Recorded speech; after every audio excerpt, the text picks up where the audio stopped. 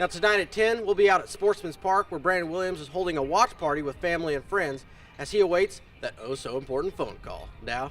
Pitt State has a brand new field for the new season. Now exactly how are they paying for this? They're selling off pieces of their old field from the championship team to pay for the new one.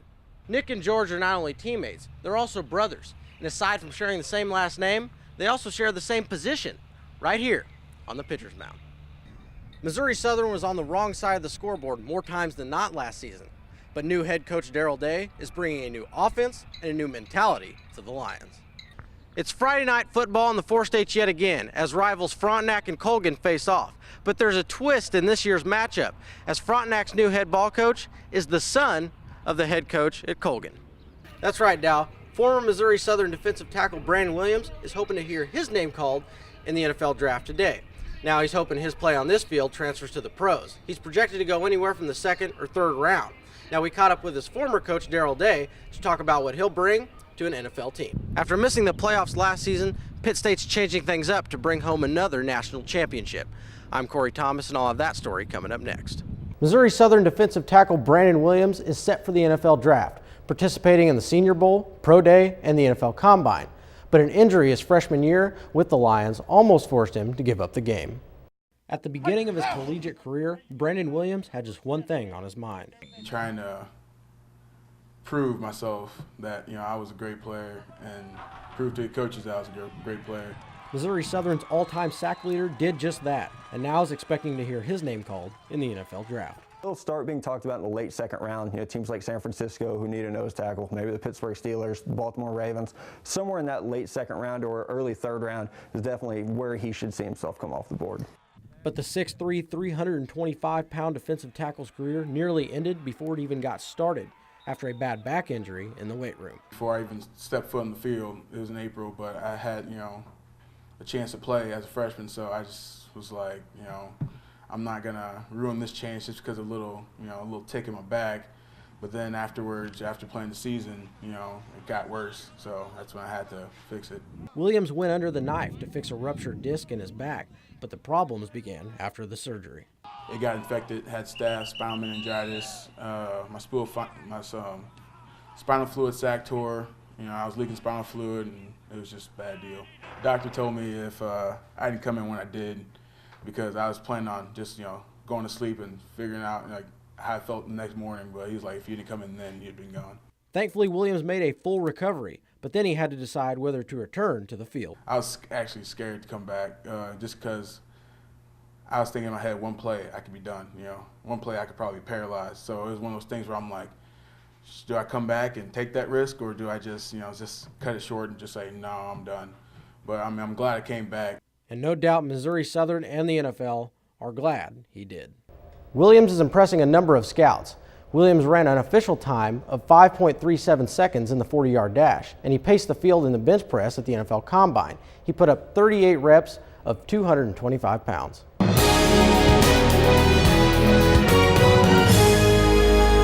But in a couple of months, I'll be attending the school, the University of Kansas. And just like that, the Kansas Jayhawks became NCAA title contenders for next year, landing the nation's #1 overall prospect in Huntington Prep's Andrew Wiggins. Wiggins, the #1 overall recruit on ESPN's Top 100 list, signed a national letter of intent to join Bill Self's squad this morning. Wiggins choosing KU over North Carolina, Kentucky, and his dad's alma mater in Florida State. His numbers from last season, 23 points per game, 11 boards, and 4 assists. Originally, he would have been part of the 2014 recruitment class, but he was reclassified as a senior last fall after moving from Canada, and now he's headed to Lawrence. I've always liked Kansas. I always liked their style of play. I'm just looking forward to getting there and just doing my thing. I'll just follow my heart. Kansas had my heart, so that's where I wanted to go. I just felt like that was the right place for me. And my brother is right there with me. I wish I had stayed. That's maybe like an hour and a half, 2 hours away. So it's always supposed to be close to my brother. Switching to college baseball, Missouri Southern taking on top-seeded Minnesota State Mavericks in their first-round game of the NCAA Regional. It took 14 innings, but with 2 outs and a man on third, the Mavericks gambled and put on the squeeze bunt. And that was the game winner. The Lions fall 1-0. Well, there were 4 teams left in the 3A regional bracket. The winner heading to the state tournament.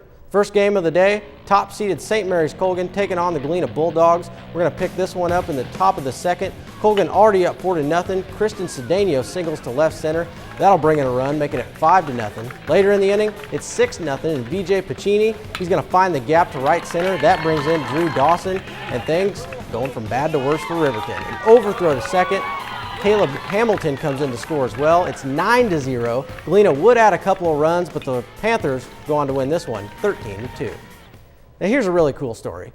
The Tampa Bay Rays taking on the Boston Red Sox. But before the game, 9-year-old Elena Adams thought she was just going to get it throughout the first pitch. Pretty cool thing, but that smile, I think there's a little more to it. She's going to toss it right down the middle, but that was not the surprise. The catcher removes his mask, and it's her dad.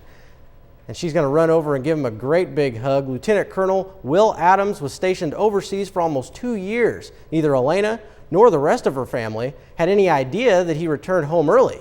Just a heartwarming reunion, and that's great to see. Friday night football kicks off again.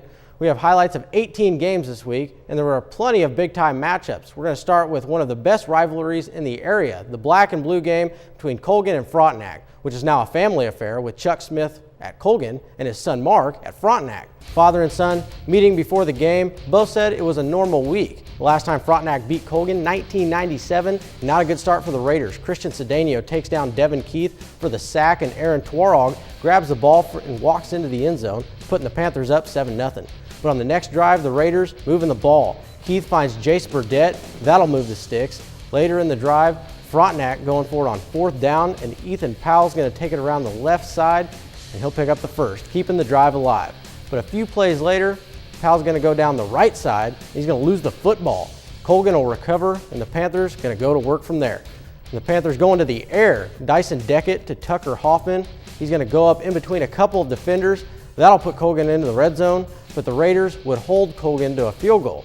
This game was tied at 13 at half. It was 19 all with 3 minutes left. But because Frontenac missed a couple extra points, it went to overtime. Frontenac scored a touchdown in OT, so did Colgan, but the Panthers missed the extra point, so the Raiders win 26-25, and Mark Smith gets his first career win against his dad, giving the Raiders their first win over rival Colgan since the 90s.